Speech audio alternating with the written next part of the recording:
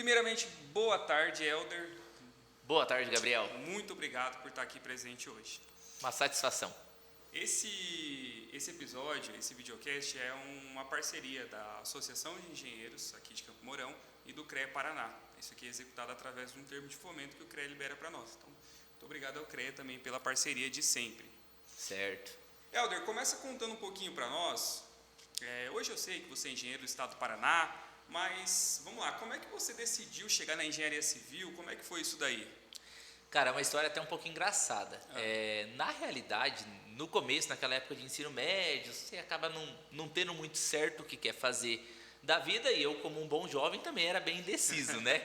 E eu tinha dúvida entre dois cursos que são totalmente opostos. Um, farmácia, e outro, engenharia civil. Uma coisa não tem nada a ver com a outra. Farmácia, cara, esse eu não fazia ideia, hein? Mas por quê? Porque, na realidade, durante toda a escola, ensino médio, eu gostava muito de física e química. E me dava bem com matemática. Então, a parte da engenharia, eu pensei, vai casar com a matemática e com a física, é um curso legal. E a parte da química casava diretamente com a questão de farmácia. E também a minha prima, que era a única pessoa da família que tinha graduação na época, ela era farmacêutica. Então, acabava sendo também uma referência para mim. Então, até o terceiro ano do ensino médio, eu não tinha certeza se eu queria um curso ou outro. Tanto que eu prestei vestibular em algumas universidades para farmácia e em outros para engenharia civil. Até que chegou a hora de decidir, né? Acabei sendo aprovado tanto em um curso quanto em outro, precisava decidir para onde que eu ia. Que dúvida difícil, né? Aí ficou complicado, né? Mas o que acontece? Aí eu acabei conversando com meu pai, na época eu sempre me aconselhei muito com ele, e ele me falou, só vivenciando um dia na prática. E ele conseguiu, através de amigos, que eu vivenciasse um dia da rotina de um farmacêutico, lógico, dentre tantas coisas que podem ser feitas, né? No caso foi farmácia comercial, e da rotina de um engenheiro civil, que era um engenheiro civil que tocava obra, de escritório, essa questão mais convencional da engenharia mesmo. E ali eu não tive dúvidas entre uma atuação e outra, dentro das vertentes das profissões, eu acabei optando pela engenharia civil. Somado a isso também o fato de que eu tinha sido aprovado na UTF, dentro de casa, não precisava sair, facilitou as coisas e aí se tornou uma escolha bem assertiva. Entendi. E como é que foi a faculdade? Você gostava de matemática, física, química, foi tranquilo? Não. Eu gostava de matemática do ensino médio, né? Mas a hora que chegou lá na UTF, que é onde eu fiz a universidade, eu percebi que eu não sabia nada de matemática, né? Que meu ensino médio tinha sido relativamente fraco e foi um tanto quanto sofrido. Os 2 primeiros anos da engenharia, na realidade, eles são, assim, um divisor de águas, né? Porque muita gente desiste, muita gente vê que não é aquilo que quer, e comigo não foi diferente. Dentre as dificuldades, eu cheguei a pensar, falei, meu Deus, será que é isso mesmo que eu quero? Nunca pensei em desistir efetivamente, mas deu aquela duvidazinha no caminho, que negócio difícil, aquele desespero de estudar de madrugada, de estudar de decorar as coisas sem aprender o que realmente estava acontecendo, um começo bem turbulento. Mas ali do terceiro ano em diante, quando começou algo mais específico assim do curso, você começa a entender um pouquinho mais aquilo que você está calculando, aquilo que você está fazendo, e se torna mais atrativo, e dali em diante eu tinha certeza que eu estava no curso certo, estava migrando aí para a profissão correta, e aí foi sucesso daí em diante. E achou em algum momento que você tinha sido enganado? Isso aqui não tem nada a ver com o que eu vi lá na prática aquele dia. Na realidade, sim. Eu falei, para que eu tenho que aprender todas essas coisas aqui para tocar uma obra? Mas, enfim, tinha uma noção de que precisava passar por isso, mas muita coisa ali eu falava, isso aqui eu não vou usar jamais na minha vida, para nunca, enfim. Mas a gente se esforça ali porque precisava passar. Algumas matérias foi isso, conseguir a nota necessária para a aprovação, que era necessária para a formação do curso. Nada mais do que isso. Tá. E teve alguma área dentro ali da graduação que você teve mais contato, que gostou mais? Eu gostava muito durante a graduação da parte de estruturas. Acho que a questão dos professores acaba guiando muito a gente para o lado que a gente vai gostar. Eu também fiz o TF, né? Então, assim, o forte ali do curso, a gente tem as matérias muito pesadas que a gente acaba indo para... Os professores ali mais punks, vamos chamar assim, eles acabam puxando mais para o lado das estruturas e acaba despertando um interesse a mais. Então, desde estruturas de concreto a estruturas de madeira, metálicas, eu tinha um fascínio assim, porque era uma coisa legal de ver o desenvolvimento daquilo, como que fazia as coisas parar em pé, basicamente. Aquilo é muito prático, né? Muito interessante, apesar de não ser fácil, mas é muito interessante. E eu gostava muito disso. Eu tinha certeza, na época da graduação, que era para essa área que eu ia trabalhar, por ter me identificado bem, ter tido uma certa facilidade e gostado da disciplina. Era o que eu mais gostava durante a graduação mesmo, mas daí os caminhos da vida acabou levando aí para outras circunstâncias. E como é que foi essa transição de elder estudante para elder profissional?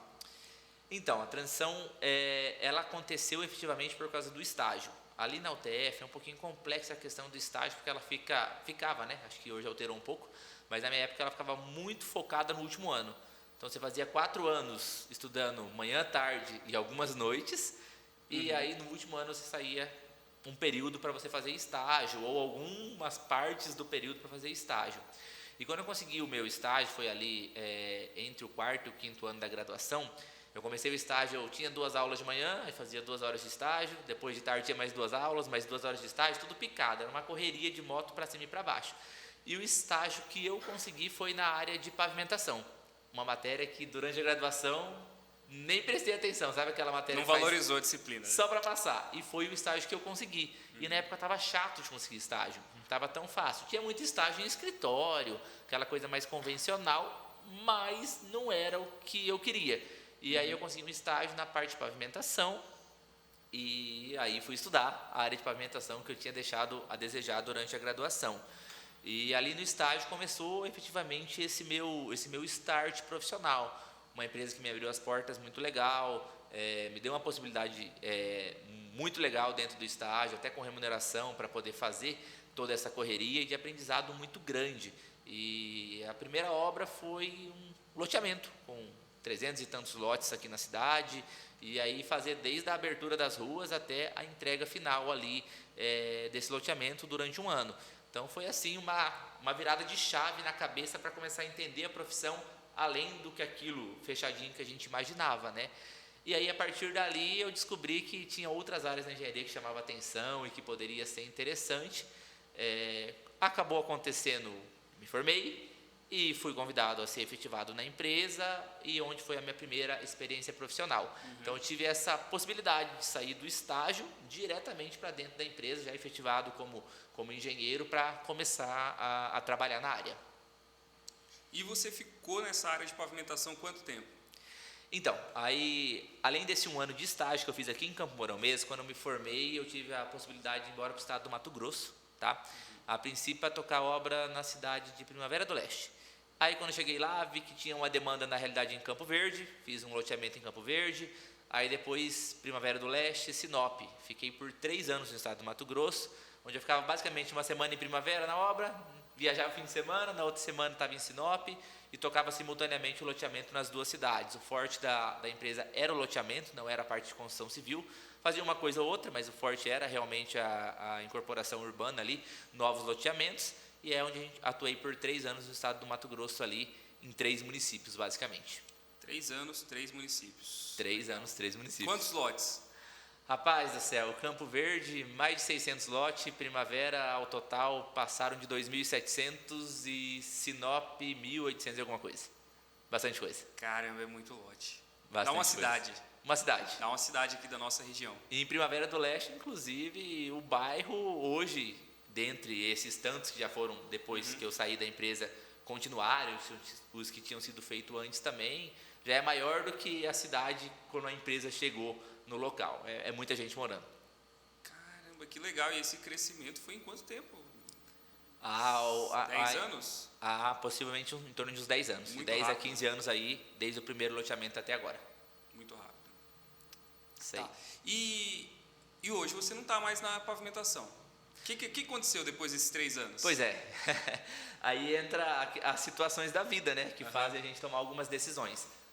Ainda sou completamente apaixonado por pavimentação, fiz a minha especialização na área. É de longe a área que mais me fascinou dentro da engenharia, mas precisei tomar uma escolha.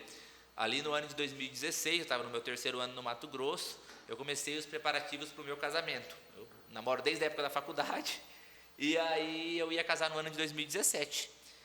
E a minha digníssima esposa, hoje minha esposa, né, noiva na época, não estava assim muito Contente feliz com com a ideia de ir embora para Mato Grosso com toda a família morando aqui no Paraná, mas estava disposta a enfrentar o desafio.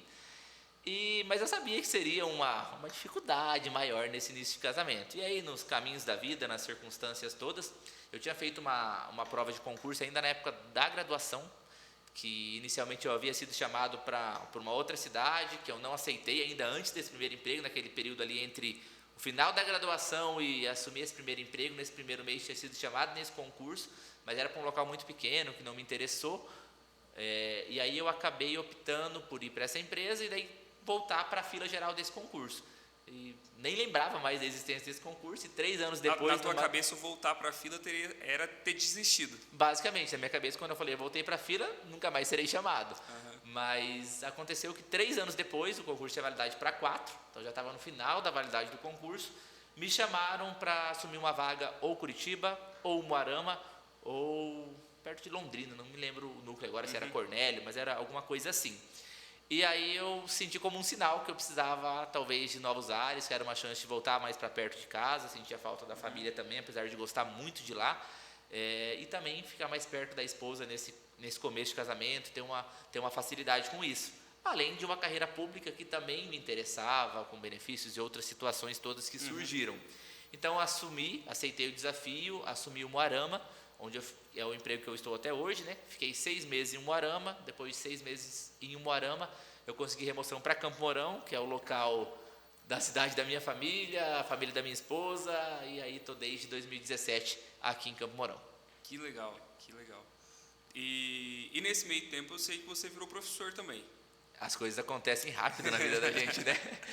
Quando eu estava em Umuarama ainda, eu fiquei em Umuarama de janeiro de 2017 até junho. Quando eu estava em Umuarama ainda ali acho que foi maio mais ou menos, o integrado entrou em contato comigo, através de alguns contatos em comuns que a gente tinha, perguntando se eu tinha interesse em entrar para a vida docente.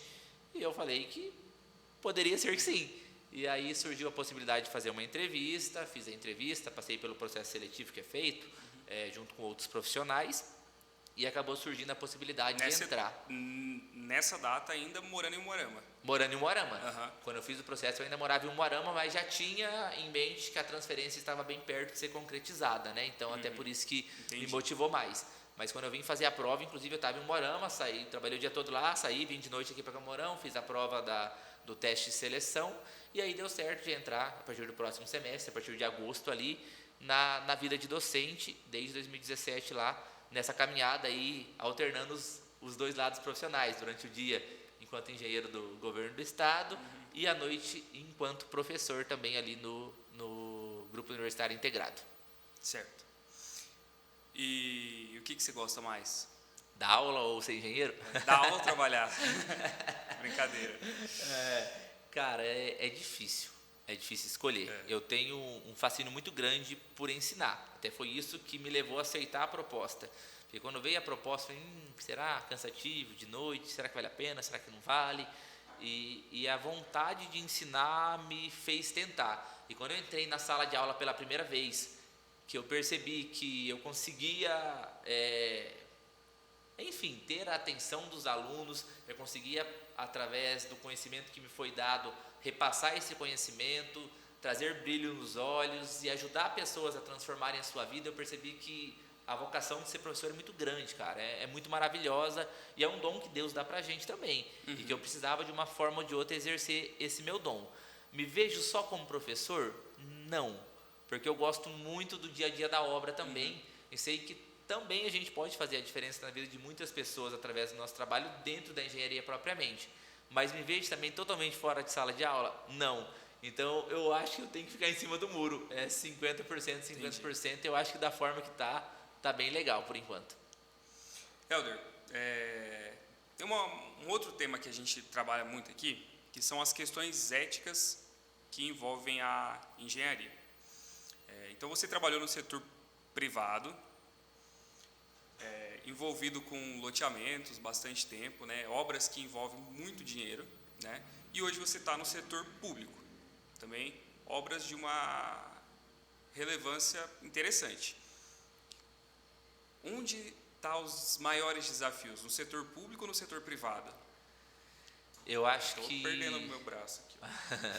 eu acho que são desafios diferentes, mas ao mesmo tempo os dois setores têm grandes desafios.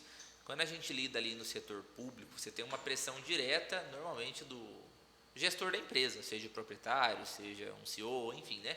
Do gestor da empresa diretamente em contato com você para que os resultados sejam alcançados com o menor preço possível, aquela pressãozinha do dia a dia. No órgão público é um pouquinho diferente essa gestão, porém não deixa de ter, porque a gente trabalha com dinheiro público, que é de todos nós, tem que ter uma transparência com isso, tem que ter um bom uso. Então, assim, apesar de terem grandes desafios, eu considero que no setor público o meu desafio é maior, pela transparência que tem que ter em tudo que é feito e pela forma como a gente tem que entregar um serviço de qualidade, com o menor preço possível, com as qualidades técnicas e normativas necessárias para aquilo. Então, pela escassez do recurso, é mais limitado chegar para a gente, eu considero que no setor público é um pouquinho maior o desafio. Entendi.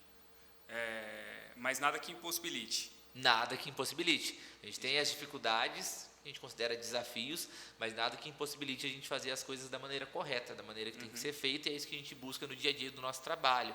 Tanto que tudo é pautado em vários profissionais de várias áreas para que a máxima transparência seja alcançada e a gente consiga entregar os resultados que atendam a comunidade. Hoje eu trabalho diretamente com escolas, eu cuido de 55 escolas na região de Campo Mourão, escolas estaduais, e mais as escolas de educação especial, as APAES, que são mais 17. Então, assim, em todas essas escolas a gente recebe recurso público, a gente precisa identificar dentro daquela comunidade escolar qual que é a maior necessidade, porque normalmente o recurso público... O dinheiro é limitado. Não dá para atender tudo, tá? Então, daí você tem que, a gente brinca, né? Vamos elencar aqui. Eu tenho cobertura e eu tenho pintura. Eu só vou pintar se eu já tiver resolvido o problema da cobertura, senão não adianta. Então, a gente vai trabalhando com prioridade, sim, é necessário, mas dentro de tudo isso a gente ainda consegue alcançar bons resultados, sempre buscando a maior qualidade técnica possível. Você falou 55 escolas. Isso. E mais... 17 APAES. 17 ou 16? 17. Bastante coisa, né? São muitos prédios. São muitos prédios. Meu Deus, como consegue? A gente não dorme, né? Tô brincando. A gente faz uma gestão de atendimento, né? Dos 5 dias por semana, normalmente 2 eu estou para a região, para atender as unidades de fora, são alguns municípios aqui da região que a gente atende. E aí, conforme tem 2 formas de atendimento na escola. Forma 1, chega um recurso para esse colégio, seja através de uma emenda política, de deputado, enfim. A gente vai até a escola com aquele recurso para ajudar, orçar, né? A gente faz a parte técnica de orçamento, licitação quando é o caso, ou quando é dispensa de licitação, todo o processo de dispensa de licitação dentro do valor limite permitido, e identifica dentro da escola com aquele valor que tem, o que é possível ser feito. Eu tenho necessidade de arrumar o banheiro, a cobertura, a elétrica, né? Aí você vai elencando dentro daquilo e faz esse trabalho. E essa é a possibilidade 1. Quando chega o recurso, vai até a escola, coloca uma fila ali e vai atendendo. Possibilidade 2.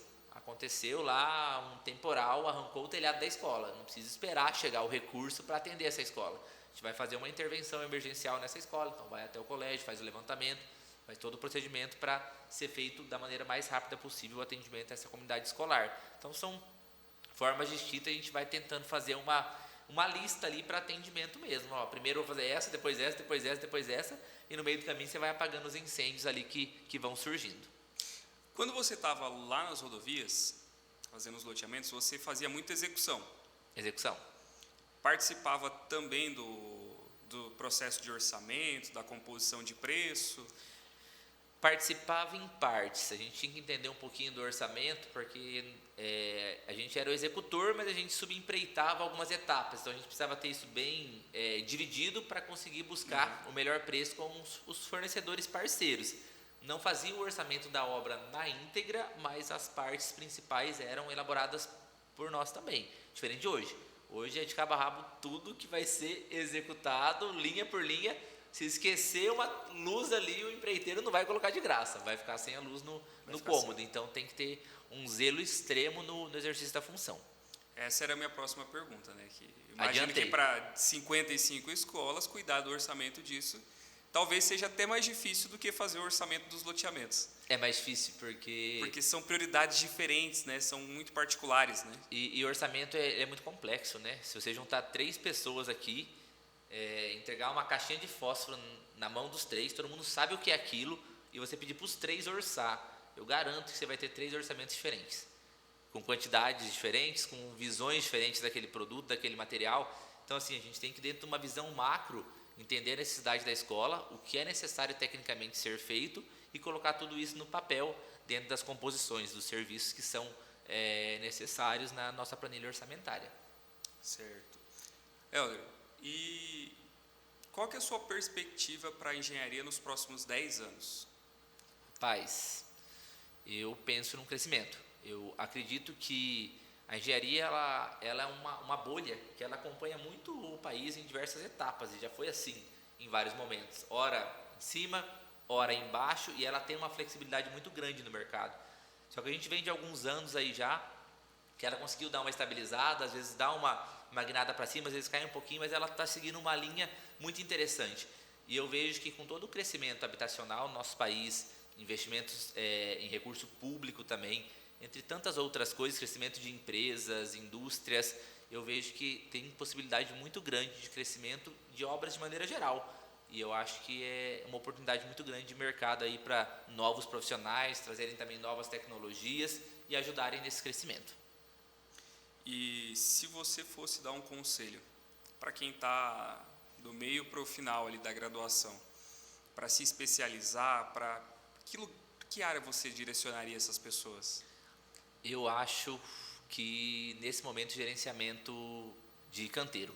Gerenciamento de canteiro de obra. Eu acho que é onde mais falha de maneira geral. Hoje, como eu trabalho com obras públicas, então a gente faz uma licitação, contrata uma empresa e essa empresa vai lá para fazer a execução. Eu percebo que a maior dificuldade é desse gerenciamento dos recursos, dos materiais, das entregas, dos prazos. Isso falando do setor público, que é onde eu estou mais diariamente. Mas eu vejo que no privado não muda muito. Tem muitos desafios realmente nessa área. Então, acho que falta uma gestão de compras, uma gestão de pessoas. Eu acho que são os 2 gargalos principais para a gente conseguir fazer a nossa engrenagem da engenharia caminhar bem bonitinho. E você se sente ameaçado com o crescimento da inteligência artificial? Não me sinto ameaçado. Eu sinto que é uma ferramenta que deve ser utilizada e uso muito da inteligência artificial da maneira boa como ela deve ser usada, e eu creio que ela é uma ferramenta não para nos substituir, mas sim para nos auxiliar, para nos ajudar na demanda de tempo, em algumas atividades mais simples, isso sim. Então eu não me sinto ameaçado, eu sinto que para o bom profissional sempre tem mercado, e a inteligência artificial ela não vem para tomar o nosso mercado, e sim para somar dentro da nossa qualidade profissional como um todo. Compartilho isso daí. Eu também acredito que é uma ferramenta muito boa que está surgindo e que a gente precisa aprender a trabalhar com ela da maneira correta, né? Precisa utilizar, né? Exatamente. Helder, mais ou menos isso daí. Fica o espaço aberto, se você quiser falar alguma coisa, mandar um recado pro pessoal. Não, o recado que eu dou é: não desista da engenharia. Apesar de todos os desafios, é um mercado fascinante. É uma área que a gente tem vivências, experiências, oportunidades e crescimentos diários diferentes. Cada dia é diferente do outro, cada possibilidade é diferente do outro. Isso tanto na iniciativa privada, na pública. Basta a gente levantar da cama, olhar para o céu, ver ele brilhando, ver o céu azul e falar assim: hoje eu vou fazer a diferença, vou fazer acontecer, vou fazer algo a mais. Então, assim, busque sempre fazer algo a mais dentro do seu trabalho, que com certeza a gente vai ter sucesso. Muito obrigado, Helder. Gabriel, obrigado. Sempre um prazer ter você aqui, hein? Um abraço.